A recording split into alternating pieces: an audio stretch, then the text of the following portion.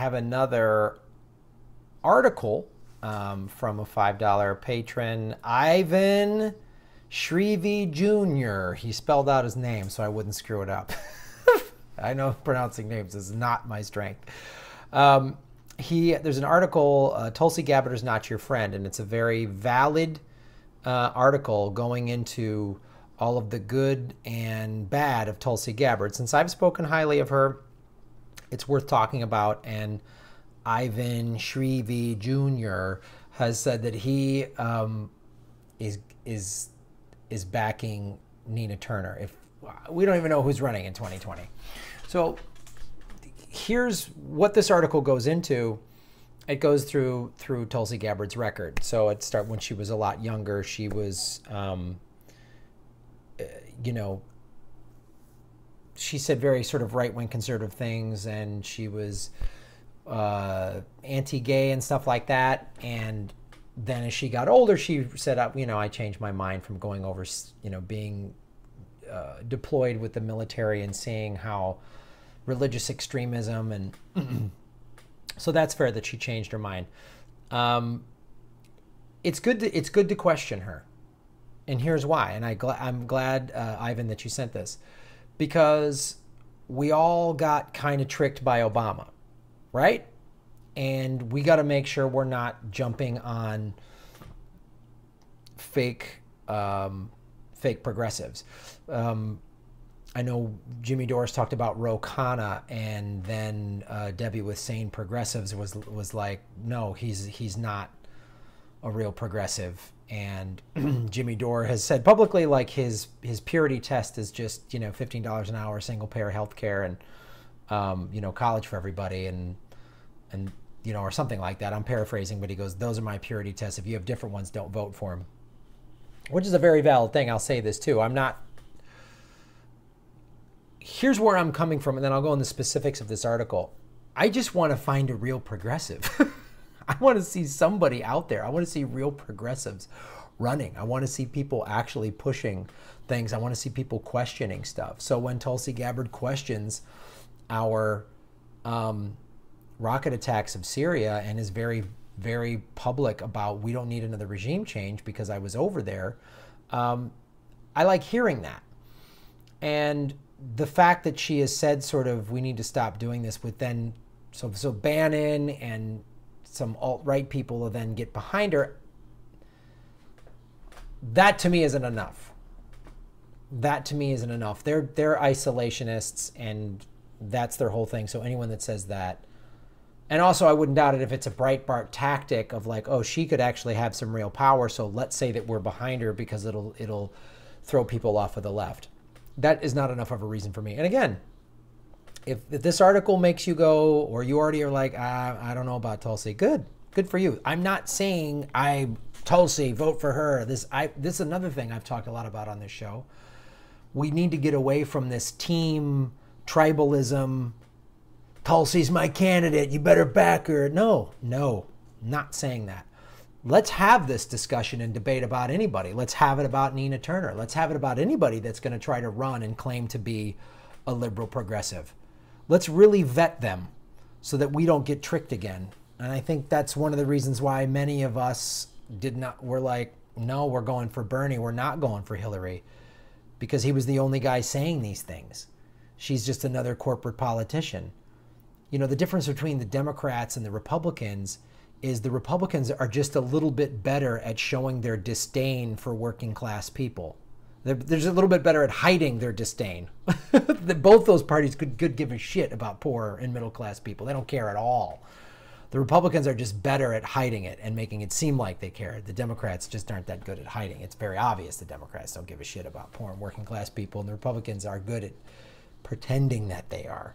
So let's get into this. Let's get into why the pluses and minuses of Tulsi Gabbard. And, you know, she was calling for stuff within the Democratic Party last year during the primary, wanting more debates. And, you know, gave a kind of a less enthusiastic endorsement of Hillary. And she has been, and this article claims, as far back as 2012, calling for restoring Glass-Steagall. She said recently, I'm not taking any more corporate money. Now, when she says those things, she gets attacked by the corporate Democrats. That's where that's the other thing I question. Anytime somebody says anything very progressive, they get attacked by the left. They get attacked by corporate Democrats. So when I see that happening, that's a reason for me to go, gee, I actually want to back her now. Because if these corporate Democrats are calling her out, then I wonder, are articles like this part of their machine? And I don't want to get like conspiratorial and everything's faked and everything's a scam. I don't want to do that, but it's hard for us not to ask those questions as well we should, because as we all know, the media, the corporate media is bullshit. And they will release articles to push whatever agenda they have. If she's a threat to somebody's bottom line, they're gonna say all of these things. So that's what that's why I question the questioning of her. I'm not saying, Ivan, you're wrong, shut up. I'm not saying that. I'm saying let's question everything. Let's question everything. Because, okay, here's some things she is for. She believes Obamacare didn't go far enough and supports universal health care. She's against nuclear energy. She pushed to curb the NSA's bulk collection of data and personally protested the Dakota Access Pipeline, right? She does come from very conservative beginnings, but then she's, look, I remember being 18, 19 years old thinking being gay was a choice. And like, well, yeah, I didn't know. I didn't know. We had some friends of our family that were gay, and I didn't know they were gay. Like, they didn't, I don't know, they kind of talked about it. My parents sort of talked about it, but didn't, I guess because I was the youngest. And I got older and was like, oh God, I met gay people when show business were like, I wasn't a choice. I wouldn't choose this life. I wouldn't choose to be hated and have people say that I'm going to hell. Oh, I changed my mind. So that I can't. We all said stupid shit when we were younger and had dumb beliefs and woke up and saw the world differently. And my eyes and a view of the world changed a lot when I went. I didn't go as a soldier in the service, obviously. I went just as a comedian, but my point of view changed about the world. I was sort of, a friend's mind would joke, I lived in a liberal cocoon, and I needed to go see what that was like, and it did change my mind. So I can't, me personally, if you want to hold the thing she said when she was 23 against her, that's your business. For me, that's not enough. But here's some other valid things. In the LGBT caucus, I guess in her state Democratic Party LGBT caucus has openly distrust her and backed her Democratic primary opponent in 2016. Okay, that's valid. That's valid. I don't have a problem with her being an anti-interventionist. I don't have a problem with that. Because she's talked about in her 2012 campaign, ads talking about endless war. She's called for pulling out of Afghanistan, suggesting money rebuild our own nation through long-term infrastructure projects. She opposed intervention in Syria since 2013. She went over to Syria to talk to Syrian people and see what was really going on. She was the one who, in an interview with Wolf Blitzer a couple months ago when the Syria attack, was like, do we know Assad's using chemical weapons? These are questions that should be asked, and I applaud her for asking those questions. And Wolf Blitzer was like, no, the Department of Defense said it was okay, so we should bomb them. It was like, that's, and then so she's called then a pro-Assad puppet. See, this is where we got to question everything, because this article says that she's an Islamophobe, right? But then she's pro-Assad. So that's where, like, when I hear the mainstream media and corporate Democrats say these sort of things, that's when I question if they're just, she's a real progressive, that's a threat. So this article goes into the fact that she says all those things, but she's not anti-war. And they quote articles where she she talked about, she saw the tremendous cost of war. She saw friends of hers, you know, die and come home wounded and all that stuff like that. So they cite speeches, though, in 2012 where she comes across as being militaristic. And again, she spoke out on Fox News a lot against Obama. So Fox News swept her up, and the right is like, oh, see, she's a vet, you know, she's one of the good Democrats or whatever. I think well,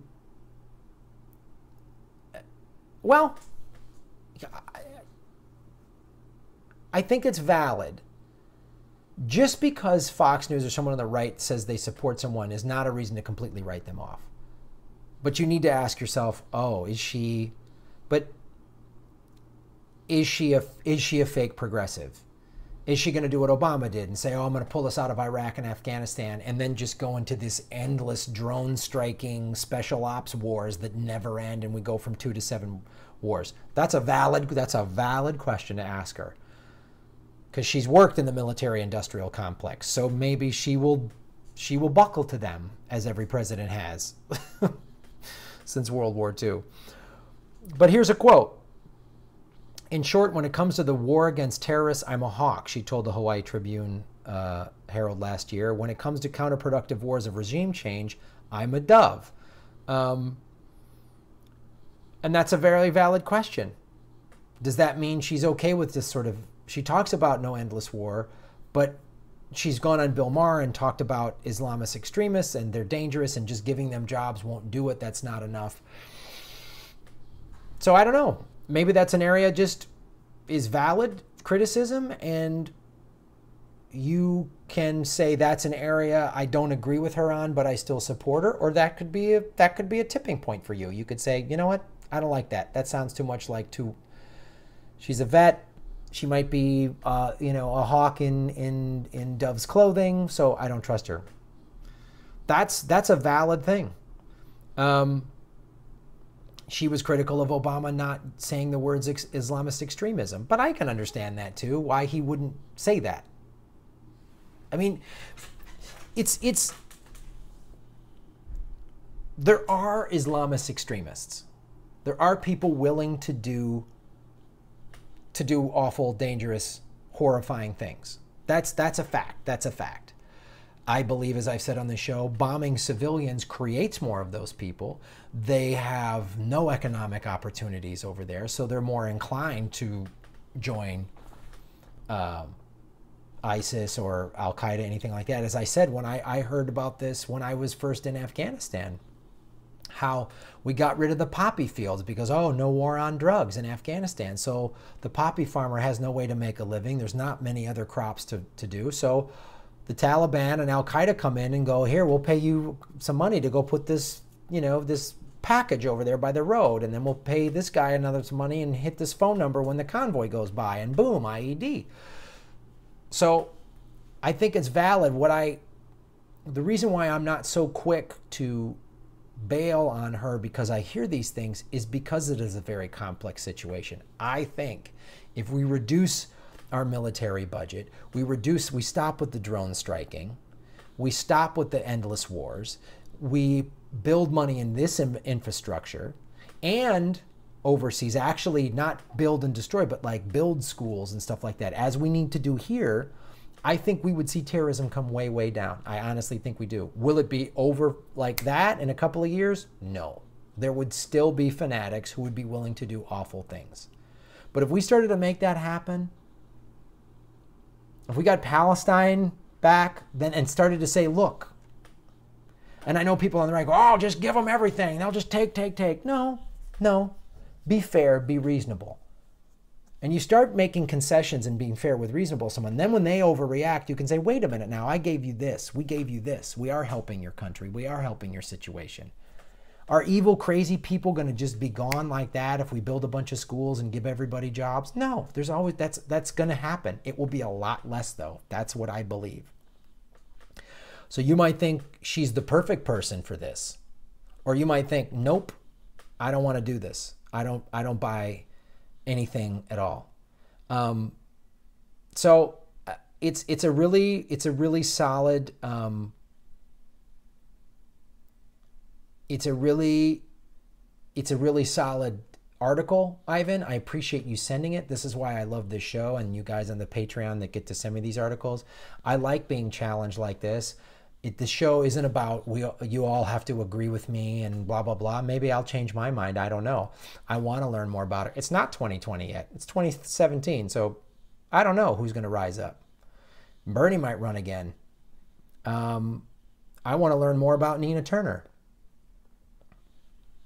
So thank you guys for sending me this stuff, and I'd love to see your comments below. And I really appreciate these articles, and this is why I love doing the show, because I'm learning a lot from you guys. And let's keep this discussion going. It's not 2020 yet, so let's keep it going. Let's keep this discussion and even this debate going about who's valid and what their record is. We got to look at their record. We have to. That's why I didn't vote for Hillary, because she voted for the war in Iraq. She voted for the Patriot Act. She voted to, as Secretary of State, expand our bombing. And so those are valid reasons. And if you're like, these things with Tulsi make me leery, let's keep having this discussion. And let's also ask who's questioning her too, because we've seen how they treat progressives. Anyway, you guys are awesome. Go to the Patreon link below. I appreciate you supporting the show. And if you have to buy anything on Amazon, there's a link there, and you can help support me and the CIA. So thanks for that. I'm sure they're watching. Maybe they're not. Maybe they don't give a shit what I say. Thanks for watching.